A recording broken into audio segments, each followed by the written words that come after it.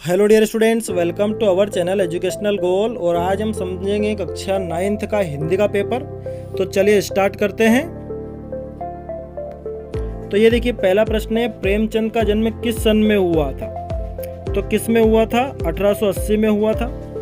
संज्ञा सर्वनाम की विशेषता बताने वाले शब्द क्या कहलाते हैं? तो विशेषण कहलाते हैं। फूले नहीं समाना वाक्य क्या है? तो मुहावरा है। ठीक है। राहुल जी ने सन 1929-30 में लासा की यात्रा किस देश के रास्ते से की थी? तो नेपाल के रास्ते से की थी। ये नेपाल यहाँ ऑप्शन दे रखा है, नेपाल आएगा इसमें। ठीक है, आगे बढ़ते हैं। अब देखिए, खालिस्तान है। संध्या समय दोनों बैल अपने खालिस्तान पर पहुंचे, तो नए स्थान पर पहुंचे, इसमें राइट आंसर रहेगा। राहुल जी ने द्वारा रचित पुस्तकों की संख्या कितनी है? तो इसका आंसर रहेगा 150। क्या रहेगा इसका आंसर? 150। इसमें पीछे ऑप्शन 150 भी दे रखा है, आपको 150 लिखना है। ठीक है, 150। आगे, कविता के शब्दों के अनुशासन को क्या कहते हैं? तो छंद कहते हैं। बिल्कुल सही लिखा है इसमें, छंद। ठीक है, आगे देखते हैं। फूले नहीं समाना वाक्य, तो क्या है ये? फूले नहीं समाना वाक्य मुहावरा। क्या है? मुहावरा है। इसमें मुहावरा भी दे रखा है ऑप्शन में, आपको मुहावरा लिखना है, मुहावरा। ठीक है, अब देखते हैं सत्य असत्य। किसी एक वर्ण की आवृत्ति होने पर यमक अलंकार होता है, गलत है ये, असत्य है, क्योंकि अनुप्रास अलंकार होता है। ठीक है, तो पहले वाला असत्य है। रस मुख्य रूप से 9 प्रकार के होते हैं। देखिए, 9 प्रकार के भी होते हैं और बाद में वात्सल्य रस जो बढ़ गया तो 10 हो गए हैं। तो मुख्यतः 9 प्रकार के होते हैं, ये बात सही है। तो आप इसमें सत्य लगा सकते हैं, और असत्य लगाएंगे तो कारण क्या है? क्योंकि एक नया रस बढ़ गया है, वात्सल्य रस। ठीक है, तो ये असत्य भी हो सकता है, सत्य भी हो सकता है।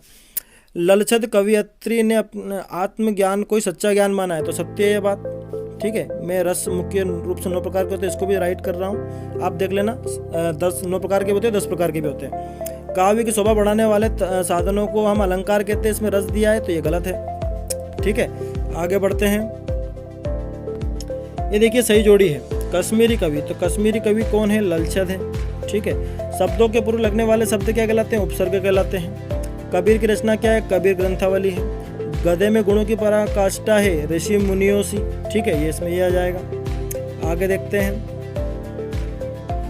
अब देखिए, इसमें पहला है, निपात शब्द किसे कहते हैं? तो सुनिए, किसी भी बात पर अतिरिक्त भार देने के लिए प्रयोग किए गए शब्द निपात कहलाते हैं। किसी भी बात पर अतिरिक्त भार देने के लिए जो भी शब्द हम प्रयोग करते हैं, उन्हें हम निपात शब्द कहते हैं। जैसे भी, तो, केवल। ये बिल्कुल सही आंसर है इसमें।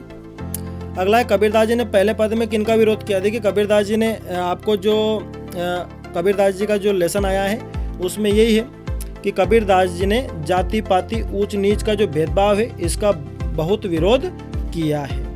अगला है, लाख किसे कहा जाता है? तो ये लाख नहीं, ये वाक है। तो इसका डेफिनेशन भी मैंने इसमें बताई है कि वाणी शब्द या कथन, वाणी शब्द या कथन की जो 4 पंक्ति कश्मीरी शैली के गे रचना में होती है, उसे वाक कहा जाता है। तो लाख नहीं है, वाक है, वाक।